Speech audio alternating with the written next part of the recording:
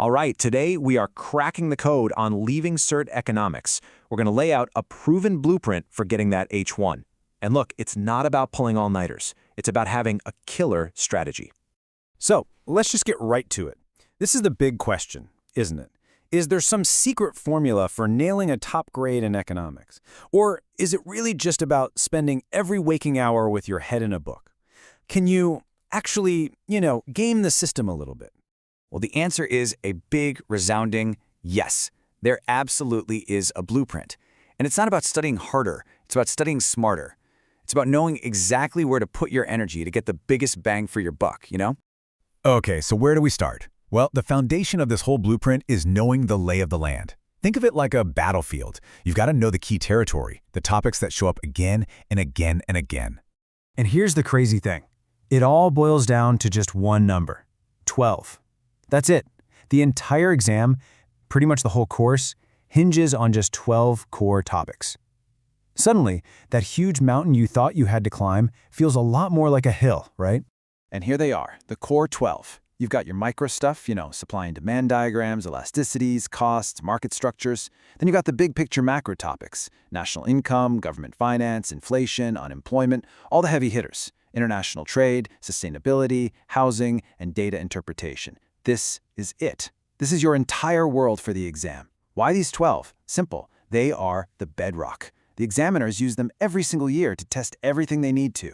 So mastering this list, well, it's not just a good idea. It's step one to getting that H1. Okay, so knowing the topics is great, but that's only half the battle. How you actually use that knowledge in the exam is a completely different game. And that's why you need a totally separate strategy for Section A and Section B.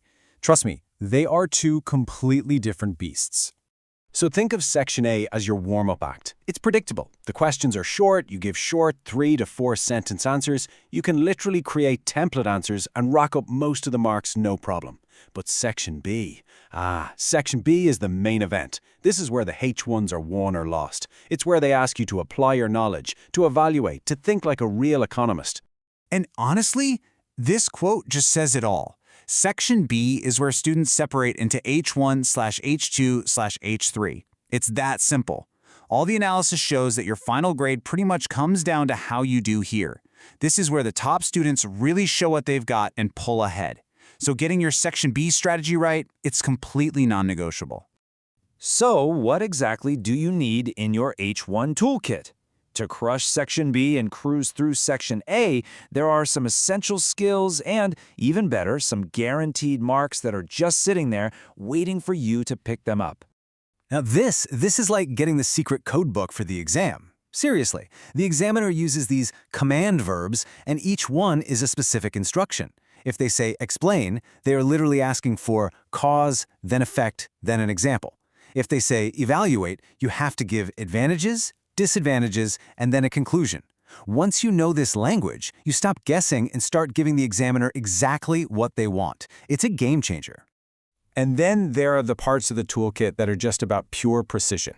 Take a definition like opportunity cost. There's no room for creativity here. You need to have the textbook definition memorized, word for word, just like this one. Why? Because these are free marks. They are guaranteed points just waiting for you if you've done the prep. And it's not just definitions. You've got to memorize the key formulas, like PED, price elasticity of demand, the multiplier, the CPI index. You have to know your core diagrams inside and out, supply and demand, price ceilings, monopoly. And you need to know the standard government policies for things like inflation or unemployment. These things come up every single year. They are guaranteed wins. Nail these and you're already banking serious marks. All right, we know the topics to focus on. We've assembled our toolkit. Now for the final quest, how do we put it all together? Let's walk through the proven 5-step study plan that actually makes this happen. Okay, here's the plan. Step 1, build a core notes pack. Just one-page summaries for the absolute most important topics. Step 2, create a diagrams booklet, and you have to draw them yourself. It really helps it stick. Step 3, drill at least 20 Section A questions. You'll see the patterns immediately. Step 4, practice 6 to 8 full Section B questions to master that long-form style. And finally, Step 5, train specifically for data interpretation. You know there's going to be graphs and tables, so get good at reading them. But a good blueprint doesn't just show you what to build, it also shows you where the traps are. So let's talk about the most common H1 killers, the silly mistakes that trip up even the smartest students. So here's your what not to do list. Number 1, not linking your answer back to the actual question. You can write a perfect essay, but if it doesn't answer the question asked, you get 0 marks. Next, forgetting to quote the data when they give you data. It's an easy win. Another classic, drawing beautiful diagrams but forgetting to label the axes or curves. Or writing tons of theory but not enough real-world application. A huge one is only giving one side of the story in an evaluate question. You lose half the marks right there. And finally, using vague, everyday language instead of precise economic terms. These are simple traps to fall into, but now that you see them, you can step right over them. So there it is, the whole blueprint. See? It's not magic, it's just a really smart strategy. You master the core topics, you learn the rules of the game, you build your toolkit, and you follow the plan. The blueprint is all yours now. The only thing left to do is go build that H1.